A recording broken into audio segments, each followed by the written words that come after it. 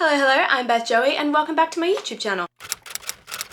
If you're new here, welcome. This is a channel where I paint my face, turn my camera on, and talk about some books. It's time for another round of anticipation hesitation, and that is mostly because I'm going to a book event, or a few book events this week, and one of the book events, the only book that I have from the author attending that event, is wrapped up in this pile. So I need to pray that I get that book. As for what anticipation hesitation is, if you haven't been here before, I essentially wrapped up 6 books that I am anticipating and 6 books that I am hesitating towards this year, wrapped them all up in different colored paper, and every month I pick 2 books from the pile. Could be 2 anticipations, 2 hesitations, 1 of each, and I read them both, give you my thoughts. So far, I have liked 1 hesitation book and 3 anticipation books, I believe. So let's jump into this round and hope that we like everything that we pick. Firstly, we've got the white wrapping paper. Just so you know, I didn't wrap like the hesitations in white and the anticipations in the other color. I only had scraps of the Christmas paper from last year and I just used what I could. As for what book we're gonna pick, I think the longer books are in the white wrapping paper, coincidentally. So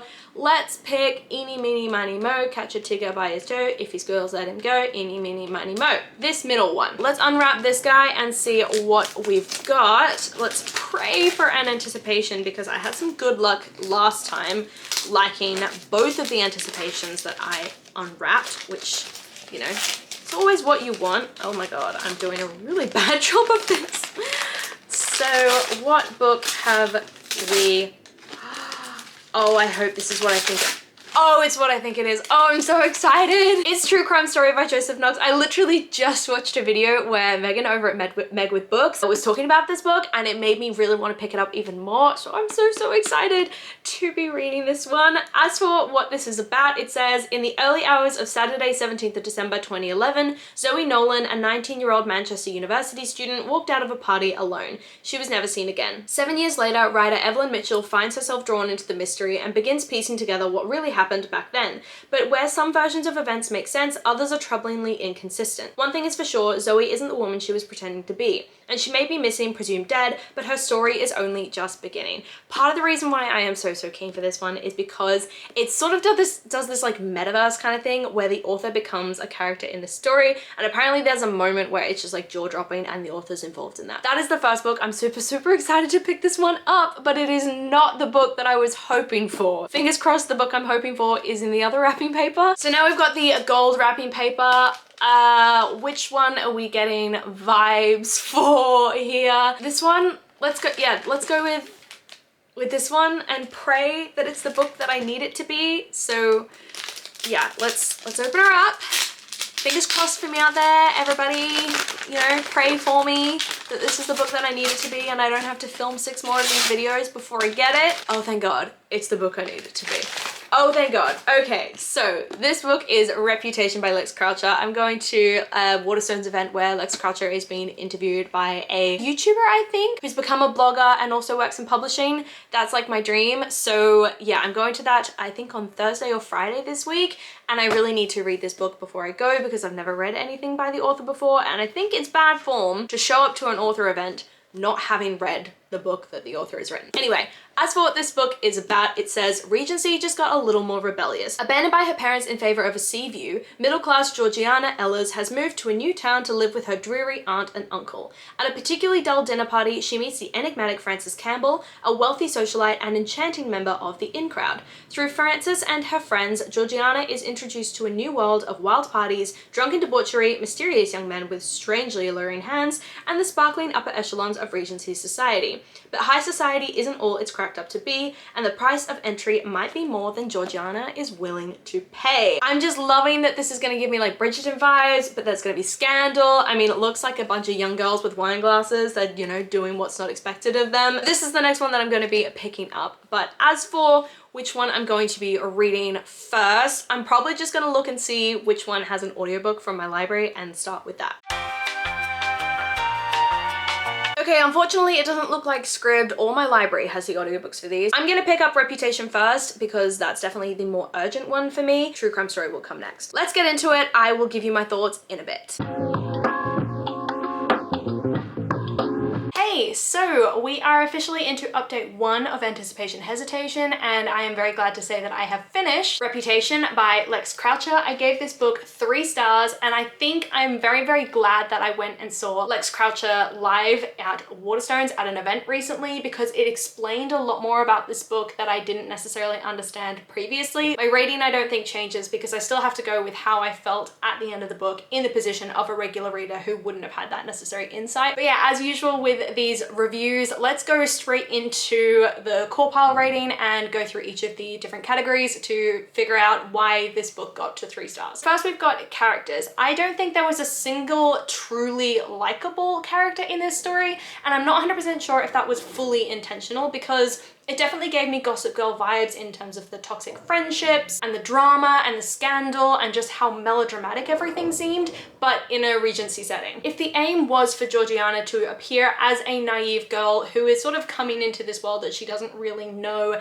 anything about, gets in with a bad crowd and is essentially corrupted by society, then I think that was achieved really, really well. Sorry, there's like construction going on in the background. I liked her character arc in the sense that she definitely learnt a really, really hard lesson by the end of the novel, and she learnt it in a very, very harsh way, going through a lot of really negative and horrible trauma in order to learn that lesson. But I also think that the trauma that she went through in order to learn that lesson wasn't necessary. And she did still feel very one-dimensional and very predictable. Like, her actions that she took felt very predictable based on the pressure that she had from the group that she was in, the way she was treating other people. It was kind of obvious that she was going to learn some moral lesson and, you know, change her ways and reform her bad girl ways and become this good friend and everything, and everybody was going to be happily ever after. It was almost too staged, I guess. The side characters also felt really one-dimensional, sticking to those archetypes of like the leader of the group, the ditzy one, and the sort of standoffish one who has a heart of gold and a lot of mystery around her. And they didn't really progress throughout the story other than becoming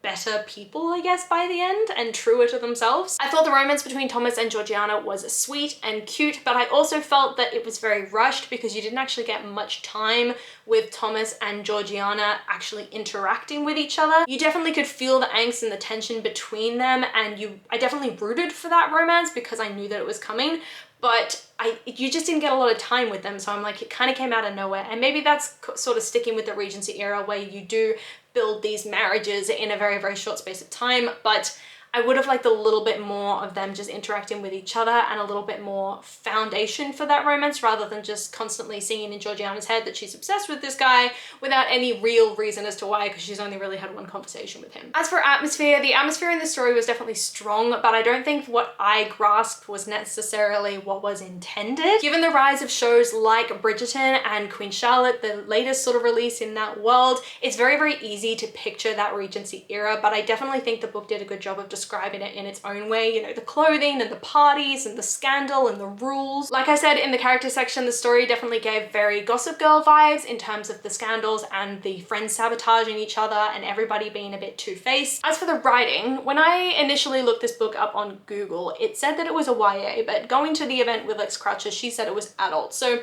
I was originally very, very surprised by how many adult issues the story dealt with, but it was still sort of being advertised as a young adult novel. But now that I know that it's adult, I think a lot of that makes sense because it does go into the trauma and it does go into some very horrific experiences. It does go into drug and substance abuse. The language definitely toes the line sometimes, but I think Lex Croucher did say at that event as well that she writes on the younger side of adults, so it doesn't go into explicit detail on sort of more romantic scenes, and it doesn't go into sort of very, very explicit language. I think the dialogue and the sort of maturity of the characters definitely felt very immature, which matches the fact that it is a coming of age novel. And I was really, really interested in the way that Georgiana was portrayed, in the way that like her anxiety and her nerves about being in this position that she wasn't necessarily comfortable with and she was trying to fit in with, because her mind would just spiral in the same way that she would critique others for their words spiraling, if that makes sense. So like her mind would go into like worst case scenario and just spiral and spiral and spiral until she like just lost all control of the situation, and then she would critique others for doing the exact same thing, but they would verbalize it. So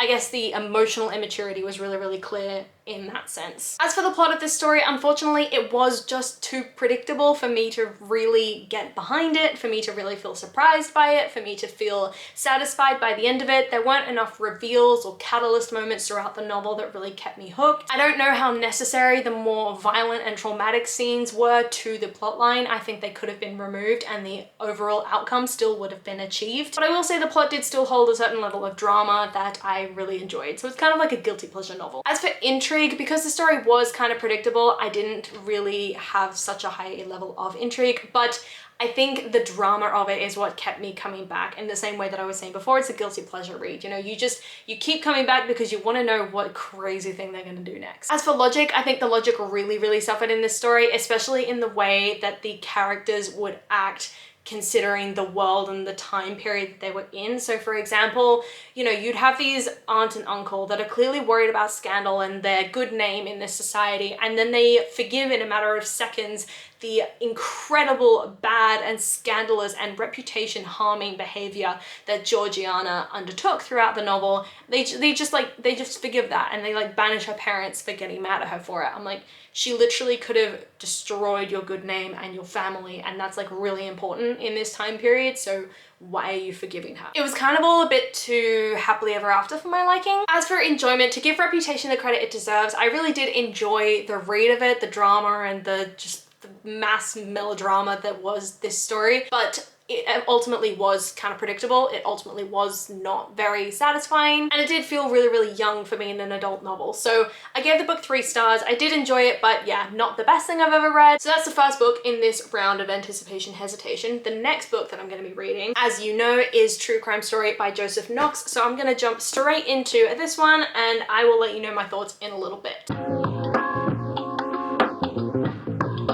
Hey, so it is time for update number 2 because I have just finished True Crime Story by Joseph Knox. I ended up giving this book 3.5 stars, which, yeah, I think is a fairly valid rating considering the book was fascinating in itself, but there were a lot of aspects of it that didn't make a lot of sense. But as usual, for my anticipation hesitation reviews, let's go through core pile to structure out exactly what I thought of this book. So firstly, we're going to start with characters. So I felt by the end of this book, I didn't really have a massive handle on any of the characters. And I think part of that is because you are swapping so constantly between all the different POVs, so you never really get to know any specific character very well. You more just understand their relationship as it relates to everybody else in the story. So it's one of those things where I simultaneously love that about the book because it kept the pace really quick, but also didn't love it because it meant I didn't get to know anyone or get attached to anyone. I thought it was really interesting that Joseph Knox inserted himself as a character in the story because it meant that you would have moments where you were like, oh, I really hate this Joseph Knox character, and then you're like, oh shit, that's the author. So it made me feel really conflicted about the author himself, and I think that was a really, really interesting sort of complex to force the reader into. Obviously, there are a lot of different dynamics about all the different characters, and I'm not going to go into because it would be giving away spoilers about various elements of the plot, but there are definitely characters which you're led to sympathize with, and there are definitely characters where originally you're positioned to hate them, and then throughout the course of the story, as it does take place, like these interviews take place over a number of years, you slowly get to know them a bit better and begin to understand that everybody's perception of them is wrong. So I thought seeing that growth was really, really interesting, but all in all, the character reveal, I guess, at the very end of the story about who had actually committed this crime didn't make a lot of sense to me because it just wasn't a character that I had ever even considered, and not in a way that was like, oh my god, this is so shocking and amazing. It was more like, what the hell, where did this come from? So I think this is a book where I need to go back and read it again, knowing what I know now and seeing if I can see those little threads this time. As for atmosphere, the whole atmosphere of this story was that it felt very real, and you can definitely tell that a lot of people when reading this book have the same experience because, I mean, if you just Google True Crime Story by Joseph Knox, a lot of the search results are, is it based on a true story? Is it real? You can tell that people really read this book and go, holy shit, this feels like an actual case. And I think part of that is because the author inserts himself into it, and the way the story is sort of composed is so that it feels very, very real. And I think the atmosphere in that regard just was even more tense because, yeah, it felt like it was really happening. As for writing, I think one of my favorite elements was the chapter breaks where Joseph and and Evelyn, I think her name was, would sort of separate out and take a minute to review, I guess, everything that they'd learned in that chapter. You'd see interesting dynamics between Evelyn and Joseph themselves as well about the authorship of this book. So a lot of times you'd see Joseph latching on and obviously beginning to see that this is going to be a really successful story, so trying to convince Evelyn that she should let him be a part of it, and Evelyn's like, hell no. But anyway, I really liked the chapter breaks that really explained the story and kept you very grounded as to what was going on so that I didn't get lost in everything else. Outside of the chapter breaks, I thought it was really, really interesting how this story was composed over a long period of time. So obviously you know that the case kind of only happens within a couple days, or the main aspects of the case happen within a couple days of each other, but these interviews, you're told from the very beginning, are sort of done over the space of like 2 years. So it's interesting to see how the characters change so much from the beginning of the story through to the end, and how the way that they're talking changes, and the way that the writing kind of brought that across was really interesting. Lastly, I really, really liked how all the interviews were spliced together, so it felt like a conversation between all the different characters. As for the plot, as I said before, I was very, very surprised by the reveal at the end of the story. To me, it did not make a lot of sense because it just wasn't a character that had ever really had any suspicion placed around them. They weren't really a character that, you know, you didn't get the feeling from them that something wasn't right. They were just a sort of side character that you don't really consider all that much. And I guess maybe that is the twist, you know, it's always the person you least expect, but I think the way that the twist played out and the way that that character was all of a sudden explained away in this last chapter about who they actually were, I was like, there were no seeds dropped throughout the entire book about that character being that way. So it didn't make a lot of sense to me, so I didn't like that, and I didn't come out of the story feeling like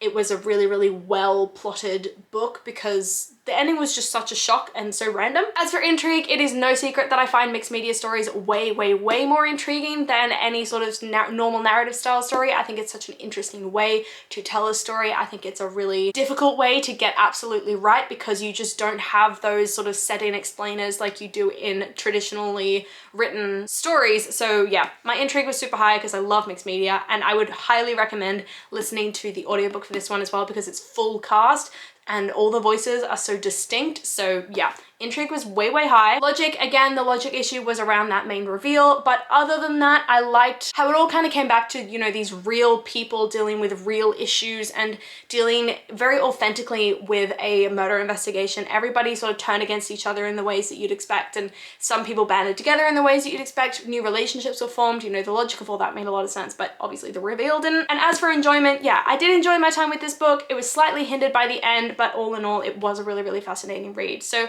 that is the end of this latest round of Anticipation and Hesitation. Obviously, we read True Crime Story and we read Reputation by Lex Croucher. Both ended up being in that 3-star range, so neither were standouts, but I'm glad I checked these both off of my list, and I can officially say that's another book that I've read off of my TBR, so yay for me. I really, really hope you enjoyed. Do come and let me know in the comments down below if you do anything like this, where you wrap up a few books and surprise yourself by what you're going to be reading next, or just let me know what you're reading at the moment, loving it, hating it, all that kind of thing. Come and chat to me in the comments down below. I love talking to you guys, and I do my best to reply to every single comment. I really, really hope that you enjoyed this video, and if you did, please do let me know by liking, subscribing, and hitting that notification bell all down below. It's a super, super easy way to help my channel grow, and I will see you lovely people in my next video.